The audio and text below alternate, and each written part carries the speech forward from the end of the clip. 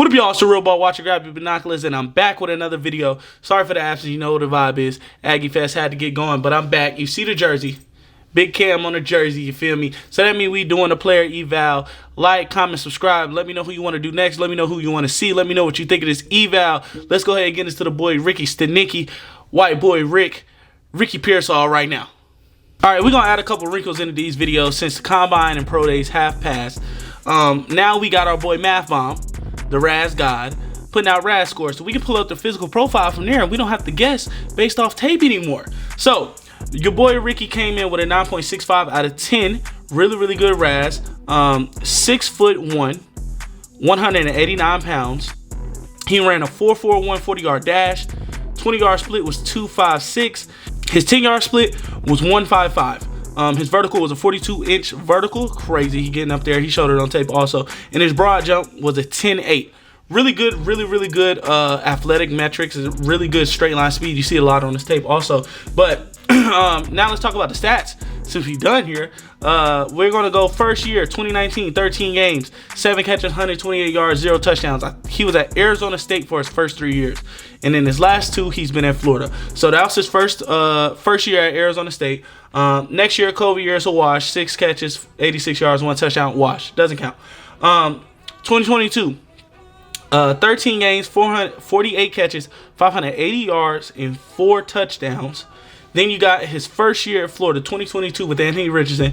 13 games. By the way, he played with Jaden Daniels at Arizona State, by the way. So Arizona State, leaves Arizona State, goes to Anthony Richardson at Florida. 13 games, 33 catches, not 333 catches. 33 catches, 661 yards, 5 tugs. 2023, this last year, kind of his breakout year. 12 games, 65 catches, 965 yards, 4 tugs. Really good stats this year. I think he did get hurt a lot by QB play, whether it was Anthony Richardson and kind of his inexperience. And with the QB that Florida had this year, I don't know who it was. He was just bad. So, yes, he could have produced a little bit better, maybe 700, 800 yards the year before. Definitely could have easily touched 1,000 yards just based off 1 or 2 plays. He could have had 1,000 yards if he just got the ball. But still a really good player. Let's get into what y'all came for. Let's get into the tape. All right, first strength that I want to talk about, route technician, man. He is, when it comes to route running, there's a couple ways you can look at it. You can look at it from physical specimen or physical ability. Somebody like Tyreek Hill, who necessarily isn't a refined, technical, the best to the textbook route runner, but because of his speed, he kind of maneuvers in runs routes in the ways that is efficient for his speed and threaten DBs to get open. So that makes him a good route runner. Then you just have your straight technician, where these guys are running it by the book. They're giving you fakes by the book. They're running the route at the depth by the book, and with the drop of the quarterback, things like that. Ricky falls into that. While we did talk about how he has good athleticism, really he is a route runner. He uses a lot of headsies. He uses a lot of rocker steps. He uses a lot of fakes with his head, kind of leaning one way, faking out the other way. He will be able to stem at the top of his route or at the beginning of his route. He can run multiple stems in one route. He has violence when it's come to breaking off routes, things like that. He gets guys flat-footed and kind of blows past them. We talked about that with A.D. Mitchell, guys like that. He is a technical textbook route runner. If he had a little more athleticism, you know, he could be really dangerous. Somebody like a Ladd, who I think both those guys are very technical route runners, but I think Ladd just has this extra physical prowess, extra athletic. I mean, I think he ran 4.38, just a little bit more speed. He had a little bit better broad jump, things like that. Just a little bit more explosiveness to really burn and get out of there on guys. But he's still a really good route runner. You've seen it all over his tape everywhere at the Senior Bowl.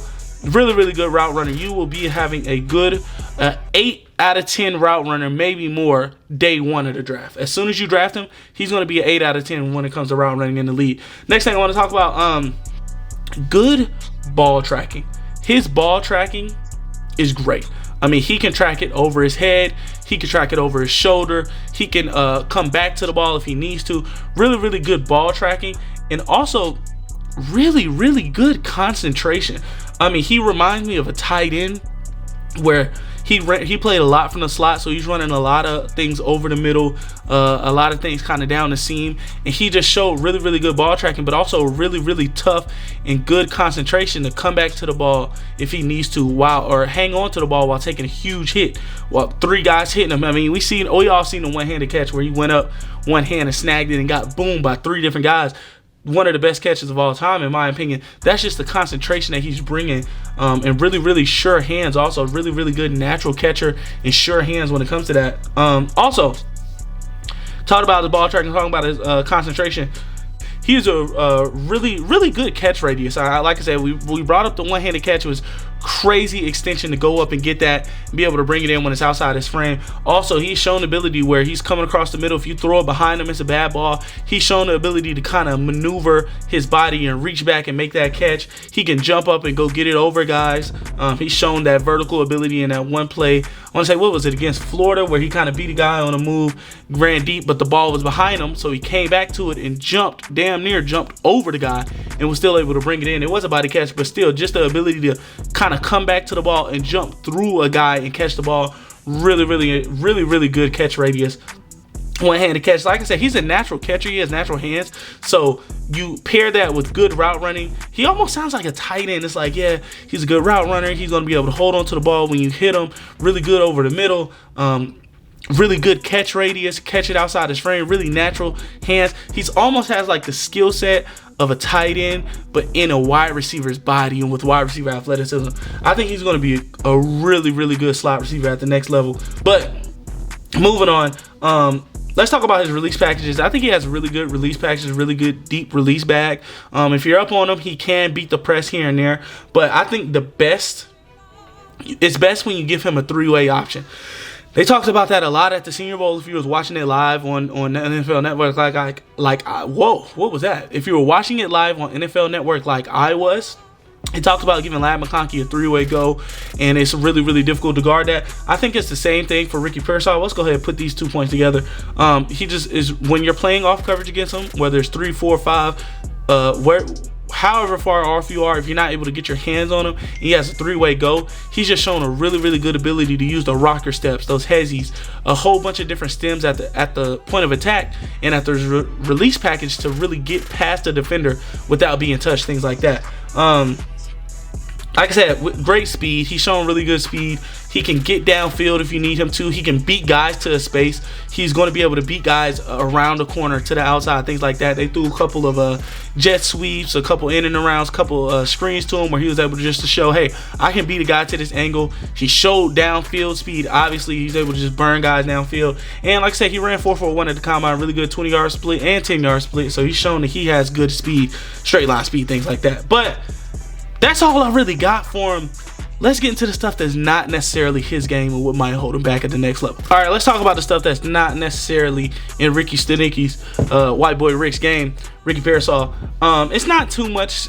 I'm not going to have a lot of bullet points, but there's a lot of stuff that goes into this. First thing that I have, limited yak. When I'm watching him, he's not really offering me much when it comes to making guys miss, when it comes to breaking tackles, when it comes to being in an open field, period. He just doesn't offer much. I mean, sometimes he catches the ball and it's like he runs right into the defender or right into the 2 defenders and it just goes down, catches a curl, and you know, you want him to at least break 1 tackle. He just goes down on immediate contact, maybe fight for, you know, to stay up, but he's gonna go down most of the time on those jet sweeps and bubble screens, things like that. If it's not a lane, he's just running straight. I mean, it's not much for a guy who's really good at those rocker steps and route technician. I expect him to have a little bit more kind of yak ability, and he doesn't necessarily have that, and that's kind of what separates him and Ladd for me. Ladd is just is more athletic, more explosive, but they're both really, really good route runners. Ladd is like turned up 15-20%. He's way more explosive, a better route runner, better speed, but also he just have worlds better yak ability. I mean, yak, when it comes to Ladd, he's breaking tackles, making guys miss, shrugging guys off, not going down on first contact, things like that. When he's used on jet sweeps, you can really see the difference, but he just has a limited yak ability, and I think that's going to hold him. It's going to make him a possession receiver, and that's going to hold him back at the next level. Also, struggles versus physicality.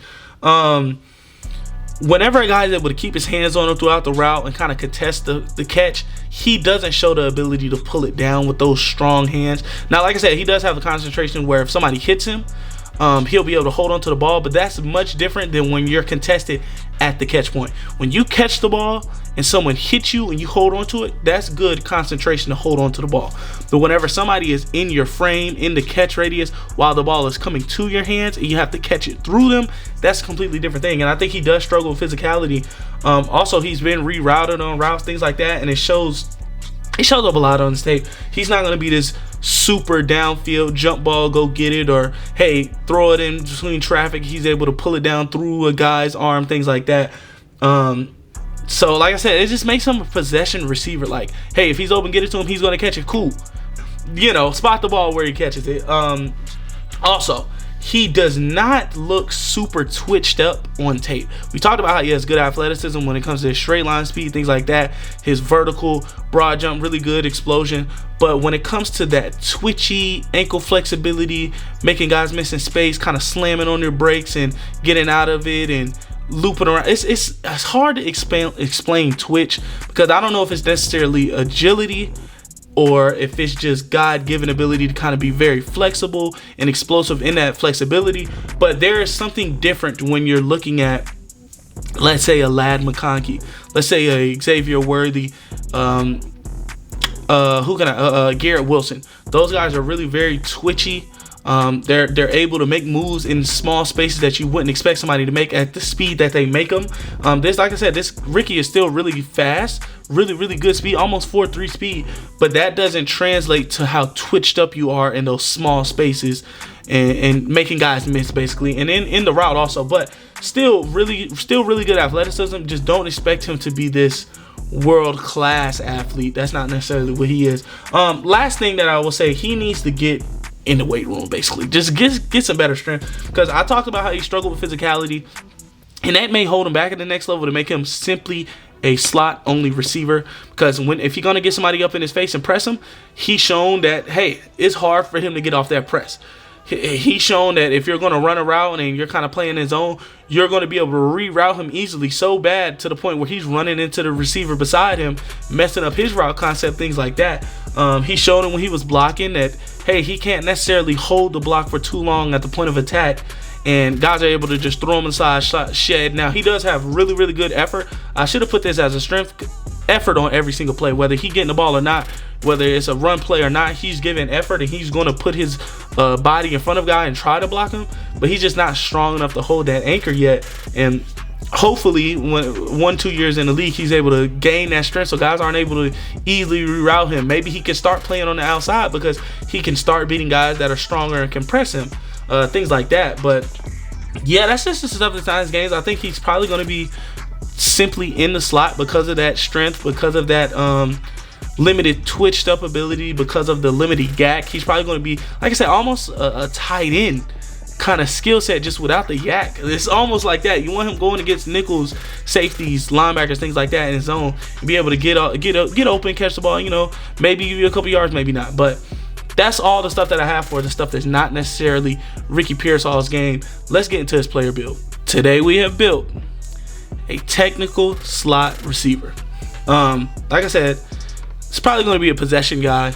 Not going to offer you too much as yak. Probably not going to be able to play him on the outside most of the time. You want him to play in the slot, but really good route runner, really technical route runner. Is going to run it by the book, going to run every concept you need by the book, 100% effort every single time. Not going to worry about him taking plays off or running a route lazy most of the time from the film that I've seen. So I feel like a technical slot receiver is a good name or a good mold of what you want in Ricky Pearsall. Next, first comparison or first shades of I have, don't kill me, it's Adam Thielen. Especially kind of Adam Thielen later on in his career when he was playing mostly from the slot.